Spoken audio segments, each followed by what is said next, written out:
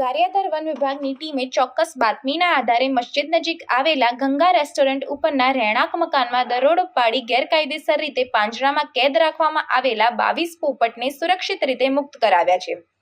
મકાન માલિક શૈલેષ જગદીશભાઈ મગનભાઈ અને અન્ય જવાબદારો સામે વન્ય જીવન સંરક્ષણ અધિનિયમ હેઠળ ગુનો નોંધી કાયદેસરની કાર્યવાહી હાથ ધરવામાં આવી છે. આરોપીએ પૂછપરછ દરમિયાન ગુનો કબૂલ કર્યો હોવાથી વન વિભાગ દ્વારા એડવાન્સ રિકવરી પેટે ₹1 લાખનો દંડ વસૂલ કરવામાં આવ્યો છે.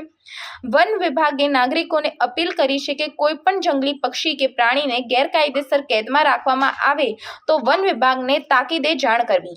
Officer Gariadhar wildlife warden Gariadhar હાલ એક બાતમી મળેલી કે ભાઈ ગારિયાધારના જે વિસ્તાર છે અમુક વિસ્તારમાં એવી રીતે બાતમી મળેલી કે ત્યાં પોપટ કોઈ વ્યક્તિએ પાળેલા છે. એટલે અમને બાતમી મળી એટલે અમારો તમામ સ્ટાફ, રેન્જનો તમામ સ્ટાફ એક રેડ કરવા માટે એક સટ્ટું ગોઠવી અને કઈ રીતે 2-3 ટીમ પાડી.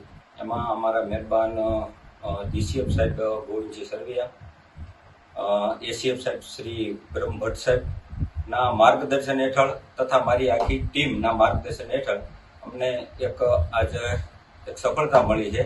અને સવારમાં અમે રેડ કરતા અમને 22 જેટલા પોપટ, આપણા જે દેશી પોપટ આવે છે, મળી આવેલા છે.